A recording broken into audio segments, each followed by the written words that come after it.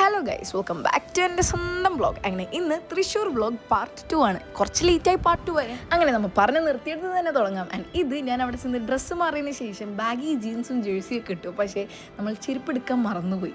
അപ്പോൾ ആ ഒരു ഫിറ്റ്സൊക്കെയാണ് ഈ കാണുന്നത്. അങ്ങനെ കസിൻസ് വിസിറ്റിംഗ് പരിപാടികളൊക്കെ കഴിഞ്ഞ് നമ്മൾ നേരെ തൃശ്ശൂർ ബീച്ചിലേക്ക് പോകണം. And on the way election പരിപാടികൾ കാരണം ഫുൾ ജാതി അത് ഇതൊക്കെ ആയിട്ട് റോഡ് ഫുൾ ബ്ലോക്ക് ആയിരുന്നു. ആൻഡ് അതൊക്കെ കഴിഞ്ഞ് അവിടെ എത്തിയപ്പോഴേക്കും നമ്മൾ ആദ്യം തന്നെ ഉപ്പിലിട്ടത് കഴിച്ചിട്ടാണ് ബീച്ച് തന്നെ കാണാൻ വേണ്ടി പോയത്.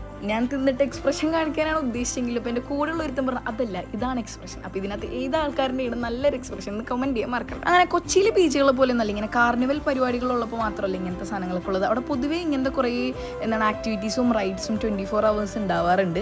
ആൻഡ് അതൊരു നല്ലൊരു അടിപൊളി കാര്യമാണെന്ന് എനിക്കും തോന്നി. ആൻഡ് അവിടെ അത്യാവശ്യം നല്ല തിരക്കുണ്ടായിരുന്നു. പിന്നെ കുറച്ച് കഴിഞ്ഞ് എല്ലാവരും കൂടി ഒരു ടോയ് മേടിച്ചിട്ട് വന്നു. ഞാൻ ഇതിൻ്റെ പേര് കറക്റ്റ് എനിക്കറിയില്ല. ഞങ്ങളൊക്കെ ഇതിൻ്റെ റോക്കറ്റ് എന്നും പറയും, പിന്നെ പല പല പേരുകളും പറയും. എനിക്കറിയില്ല ഇതിൻ്റെ കറക്റ്റ് എക്സാക്റ്റ് പേര് എന്താണെന്ന്. ആൻഡ് ഈ കൂട്ടത്തിലുള്ള എൻ്റെ ഉമ്മിക്കാണ് ഇതിനോടൊക്കെ കുറച്ചും കൂടി കൗതുകം കൂടുതൽ. അതുകൊണ്ട് ഫസ്റ്റ് ഉമ്മിക്ക് എൻ്റെ പ്രിഫറൻസ് ആയിരുന്നു.